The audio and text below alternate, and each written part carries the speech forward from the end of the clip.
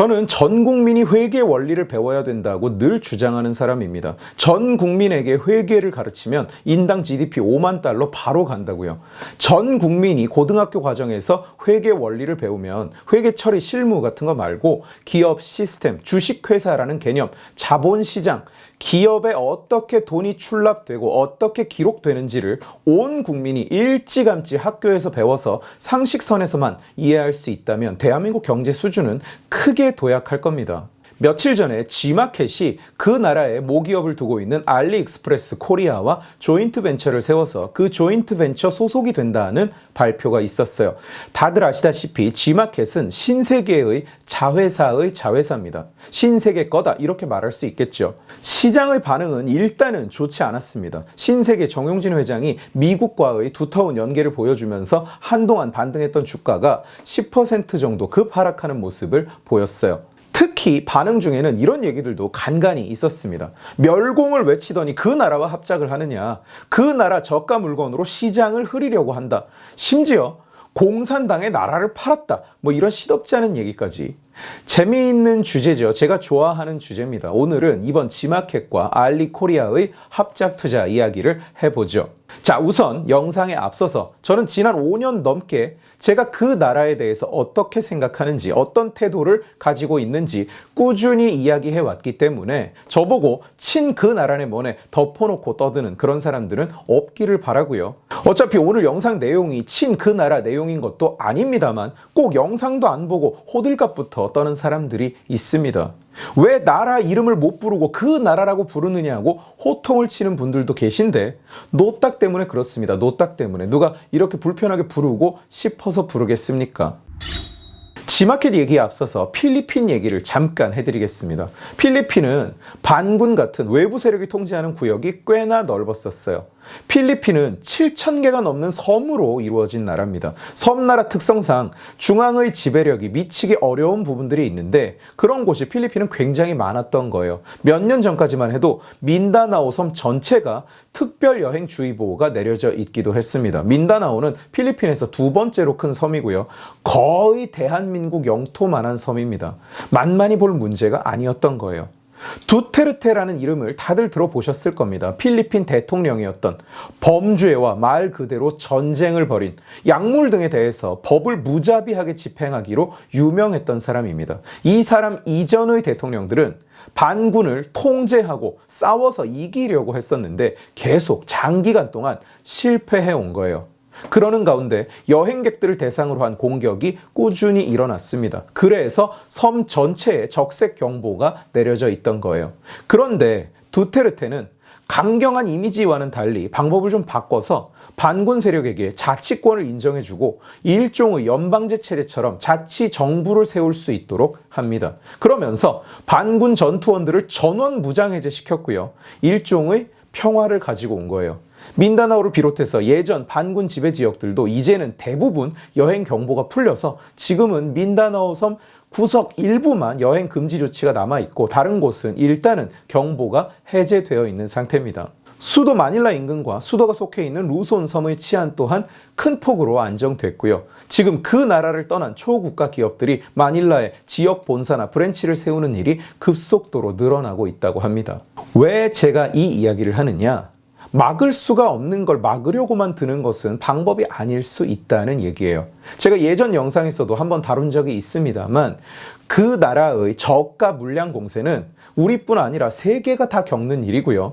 막을 수가 없습니다. 수입을 막으면 어떻게 될까요? 국내 기업의 경쟁력이 떨어지겠죠. 국내 소비자가 물건을 비싸게 사게 됩니다. 똑같은 물건을 한국보다 싸게 파니까 국내 소비자들이 점점 알리나 테무를 통해서 직구를 하는 일이 늘어나고 있는 거예요. 막을 수가 없는 겁니다. 한국 온라인 쇼핑 시장은 지금 일강다약 구도인데 월간 활성 이용자가 쿠팡은 3,200만 명이 넘고요.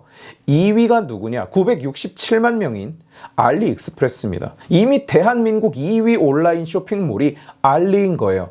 3위가 11번가. 4위 놀랍게도 테무입니다. 5위가 누구냐? G마켓이에요. 562만 명. 알리익스프레스의 60%도 채 되지 않습니다. G마켓이 그 나라의 저가 물건을 한국에 들여오려고 한다는 게 말이 안 되는 거예요. 현실적으로 그 나라 웹커머스의 한국 진출과 시장 잠식을 막을 방법이 없는 겁니다. 막아야 하느냐 하는 건 또 다른 질문이고요. 막을 수가 없다는 얘기예요. 막을 수가 없으면 그걸 이용하는 수밖에요. G마켓으로서는, 그리고 G마켓을 보유한 모기업 입장에서는 계속 회사를 가지고 있어도 전망이 그렇게 밝지 않은 겁니다. 쿠팡과 알리의 어마어마한 물량 공세를 당해낼 수가 없는 거예요. 이미 미국 전체를 덮는 물류 시스템을 갖춰버린 아마존을 건드릴 수 있는 회사는 이제 생기기조차 힘듭니다. 그것처럼 경쟁자들로서는 이제는 쿠팡을 잡기가 날이 갈수록 불가능해지는 상황인 거예요. 저는 지금 쿠팡을 잡아야 된다고 말하는 게 아닙니다. 경쟁사 입장에서 이기기가 그만큼 어렵다는 얘기입니다. 그런 가운데 신세계로서는 조건이 상당히 좋습니다. 양쪽에서 내서 출자를 하는데 신세계는 오직 G마켓 지분만 내놓습니다. 현금이 전혀 들지 않습니다. 알리는 알리코리아 지분과 현금 3천억 원을 내놓습니다. 이게 잘 되면 수년 내에 조인트 벤처는 IPO를 하고요. 만약 IPO가 안 된다면 알리코리아의 모기업인 알리바바가 G마켓 지분 전체를 인수할 가능성이 높습니다. 빨라도 몇 년 뒤의 얘기니까 상황이 어떻게 흘러갈지는 모릅니다만 신세계로서는 잘 안 되고 있던 비즈니스에서 발 빼기 쉬운 구조를 만들어 놨다는 거예요. 모 회사의 회계 장부상 수익성 또한 개선됩니다. 현재 신세계가 G마켓 지분을 80% 보유하고 있었던 상황이라서 연결 재무제표에 이익이나 손실이 같이 올라가는데 G마켓은 작년에 300억대의 적자를 냈고요. 올해는 1에서 3분기 누적 적자가 이미 작년 적자를 넘어선 상황이에요. 이것은 사실 경영 차원의 문제라기보다는 산업 전반의 구조가 재편되고 있기 때문입니다. 아까 말씀드린 대로 쿠팡과 그 나라의 물량 공세를 그 누구도 당해낼 수가 없는 겁니다. 그런데 합작 법인을 설립하면 신세계의 G마켓에 대한 지분율이 낮아지고요. 대신 알리코리아에 대한 지분율이 올라갑니다. 그러면서 G마켓이 연결 기준에서 빠질 수 있어요. 달리 말하면 장부상 영업 손실이 줄어드는 겁니다. 회사 관점에서는 물론 주주 입장에서도 나쁘지 않은 결정인 거예요. 돈에는 얼굴이 없습니다. 카카오가 단골로 욕먹는 주제 중 하나가 그 나라 자본을 썼다는 거예요. 그런데 텐센트가 카카오에 투자를 한 게 2012년입니다. 카카오가 다 커지고 나서 투자를 한 게 아니라 카카오 창립일이 2010년인데 사업 초기 2012년에 720억 원을 투자한 거예요. 당시에 돈 주는 데가 거기밖에 없었는데 그 투자를 받았다고 욕할 수 있을까요? 아니요, 없습니다. 만약에 그 당시에 그 나라와 똑같거나 또는 더 좋은 조건으로 같은 금액을 투자하겠다고 했는데 거절당한 한국 사람이나 한국 기업이 있다면 그건 욕할 수 있을지도 모르지만 그런 일은 없었습니다. 테슬라, 줌, 코비드 백신을 만들었던 모더나 다 그 나라 자본이 들어갔어요. 롤로 유명한 라이엇 게임즈, 미국 회사였습니다만 텐센트가 100% 인수를 해버려서 지분율 100%짜리 미국에 소재한 그 나라 회사입니다.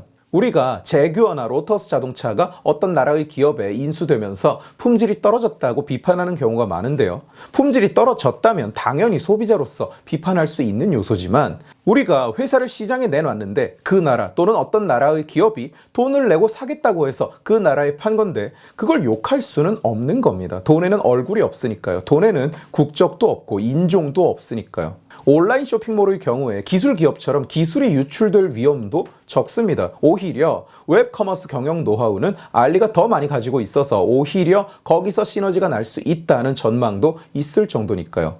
이것이 자유시장의 본질입니다. 제가 자유주의 철학 강연에서 늘 하는 말인데 자유시장은 시장 참여자의 다른 모든 특성을 경제적 이익과 분리해서 바라보게 합니다. 그게 자유시장의 본질이에요. 그 나라 기업들의 불량한 운영 행태 당연히 우려되는 요소입니다. 감시해야 되고 조심해야 되겠죠. 그러나 그걸 덮어놓고 욕한다, 붙어 먹는다, 팔아넘겼다 이런 식의 비판은 비현실적입니다. 그러면 그저 나날이 쪼그러들기만 하는 손실 기업을 그냥 계속 떠안고 부슬부슬 흩어져 없어질 때까지 손실을 보라는 얘기입니까? 변화를 시도해야죠. 나쁘지 않은 조건이라면. 제 기업이었어도 저도 변화를 시도했을 겁니다. 적자 자회사를 팔지 마라, 사업 초기지만 투자를 받지 마라. 어떻게 기업에 그런 요구를 할 수 있다는 말입니까?